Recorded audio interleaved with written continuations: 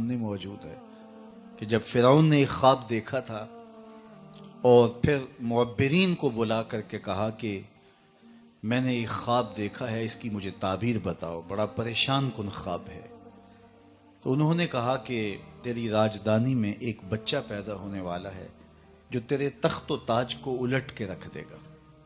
تکبر اور رعونت سے بھرا ہوا فرعون بولا میں وہ بچہ پیدا ہی نہیں ہونے دوں گا. 70,000 بچے قتل کروا دیے، 90,000 حمل گروائے.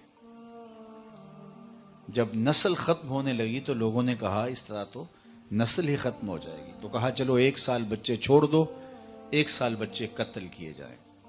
جس سال بچے قتل کروائے جاتے تھے اس سال حضرت موسیٰ علیہ السلام کی ولادت ہوئی، اور جس سال بچے چھوڑے جاتے تھے اس سال حضرت ہارون علیہ السلام پیدا ہوئے. حضرت موسیٰ علیہ السلام کی جب ولادت ہوئی تو ام موسیٰ سلام اللہ علیہا سخت پریشان ہو گئی کہ میری گود سے فرعون کے سپاہی بچہ چھین کے لے جائیں گے اور پھر اسے قتل کر دیں گے. یہ تڑپتی ہوئی ماں کی ممتا کی بے قراری. اللہ اکبر. آج ہم روہنگیا مسلمانوں کی حالت دیکھتے ہیں تو ذرا اندازہ ہوتا ہے کہ ماں کو اولاد سے کتنا پیار ہوتا ہے، اور پھر اس آسمان کے نیچے اس زمین پر یہ وہ مظلوم طبقہ ہے کہ 21ویں صدی میں دنیا بس رہی ہے لیکن ماؤں کے پیٹ چاک کر کے، حاملہ ماؤں کے پیٹ چیر کر کے بچے نکال کے ان کے سامنے کاٹے جاتے ہیں. تو ام موسیٰ سخت پریشان ہوئیں تو اللہ نے حضرت موسیٰ سلام اللہ علیہ کی والدہ کی جانب وحی کی گھبرانے کی ضرورت نہیں ہے، اس بچے کو ایک صندوق میں ڈالو اور دریائے نیل کی موجوں کے سپرد کر دو، پھر میری قدرت کے تماشے دیکھو. ام موسیٰ ایک صندوق تیار کرتی ہیں جس کے بالائی حصے میں سوراخ رکھے گئے تاکہ روشنی اور ہوا کی گزرگاہ رہے. بیٹے کو وہاں بٹھایا اور دریائے نیل کی موجوں کے سپرد کیا. اللہ کے وعدے پہ مطمئن ہو کر حضرت موسیٰ سلام اللہ علیہ کی والدہ ماجدہ واپس گھر پلٹ آئیں، لیکن ہمشیرہ سے رہا نہ گیا. وہ دریا کنارے کنارے چلنے لگی، اور جب صندوق ڈوبنے لگتا تو بہن کا کلیجہ بھی ڈوب جاتا، اور جب وہ صندوق تیر کے سطح آب پہ آتا تو دکھی دل بہن کو قرار نصیب ہوتا.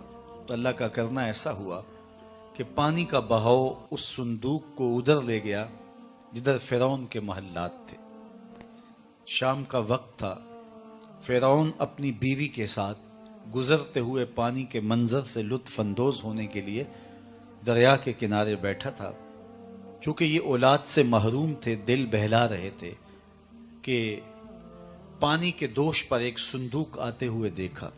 تجسس اور شوق کی چنگاریاں روشن ہوئیں، اور غوطہ خوروں کو کہا کہ اس صندوق کو نکال کے لاؤ، ہم دیکھیں اس میں کیا ہے. جب صندوق کو کھولا گیا تو کیا دیکھا کہ ایک خوبصورت بچہ مسکرا رہا ہے.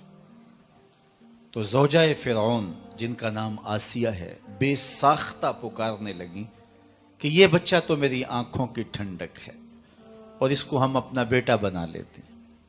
علماء نے لکھا کہ نبی کے ساتھ کیا گیا پیار رائے گاں نہیں جاتا. اللہ نے اس خاتون کو بعد میں ایمان نصیب کر دیا، اور اگر فرعون بھی کہہ دیتا کہ ہاں میری آنکھوں کی بھی ٹھنڈک ہے، رب یہ نہ دیکھتا اس نے دعویٰ کیا کیا، یہ دیکھتا میرے نبی سے پیار کیا، اللہ اسے بھی ہدایت دے دیتا. خیر اس کا مقصود نہیں تھا، لیکن یہ طے پا گیا کہ اسے اپنا بیٹا بنا لیتا. سب سے پہلی فکر دودھ کی تھی.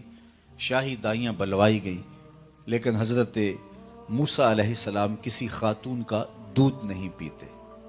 سخت پریشانی بن گئی. اللہ قرآن میں فرماتا ہے ہم نے ان پر حرام کر دیا تھا کہ اپنی ماں کے علاوہ کسی اور خاتون کا دودھ ہی نہیں پینا. اب یہ پریشان، جو دائی دودھ پیش کرتے یہ منہ پھیر لیتے. اتنے میں کنارے کنارے چلتے چلتے ہمشیرہ بھی موقع پہ آ پہنچی، اور اس مصیبت میں نے پھنسا دیکھا تو کہا ایک دائی میری نظر میں بھی ہے جس کا دودھ بچے رغبت سے پی لیتے ہیں. تو انہوں نے کہا دیر کا ہے کہ جلدی اسے بلا کے لا. وہ گئیں اور اپنی ماں کو ہی بلا لائے. انہوں نے دودھ پیش کیا, حضرت موسیٰ علیہ السلام نے پی لیا. تو فرعون نے کہا اے خاتون میرے اس بیٹے کو تم نے دودھ پلانا ہے. رہائش بھی قریب کر دی. فرعون کہتا تھا میں وہ بچہ پیدا نہیں ہونے دوں گا. رب نے کہا مجھے رب نہ کہنا اگر تیرے گھر میں پال کے نہ دکھایا تو. اب سوال یہ ہے کہ اپنی ماں کے علاوہ کسی اور خاتون کا دودھ پینا نبی کی شان کے لائق نہیں, تو میرے اور آپ کے آقا و مولا حضور نبی رحمت صلی اللہ علیہ وآلہ وسلم نے حضرت حلیمہ سعدیہ کا دودھ کیوں پیا؟ اس کے علاوہ بھی خواتین کا حضور نے دودھ پیا. یہ اعزاز ہے, تکریم ہے, عزت افزائی ہے, اور حضرت موسیٰ علیہ السلام کو نصیب ہوئی تو میرے آقا کریم علیہ السلام کا مقصوم کیوں نہ ہوئی؟ تو اس سوال کا جواب یہ ہے کہ اپنی ماں کے علاوہ کسی اور خاتون کا دودھ پینے میں کوئی حرج نہیں. بھیڑ بکری گائے اور بھینس کا دودھ پینے میں حرج نہیں ہے, تو کسی خاتون کا دودھ پینے میں کیا حرج ہو سکتا ہے؟ حضرت موسیٰ علیہ السلام کا ماجرا اور تھا, حضور کا ماجرا اور ہے. یہاں اگر حلیمہ سعدیہ کا دودھ حضور نے پیا ہے تو حضور کے دادا محترم نے ان کو پورا صلہ دیا ہے, اور وہاں فرعون کا دربار تھا.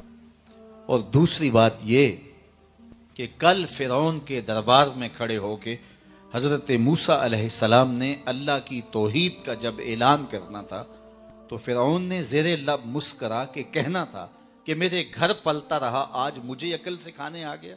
اور اس نے کہا تھا نا الم نربک فینا ولیدا, میرے گھر میں پلے ہو اور آج مجھے عقل سکھانے آئے ہو. تو اس نے یہ تانا دینا تھا, اللہ نے اس کا جواب پہلے سکھا دیا کہ جب وہ یہ تانا دے اللہ کا نبی منہ توڑ سکے میاں پلا تیرے گھر میں ہوں, دودھ اپنی ماں کا ہی پیتا رہا ہوں. تو جب اپنے گھر سے کھا کے تبلیغ کی جائے تو اس کا نتیجہ کچھ اور ہو.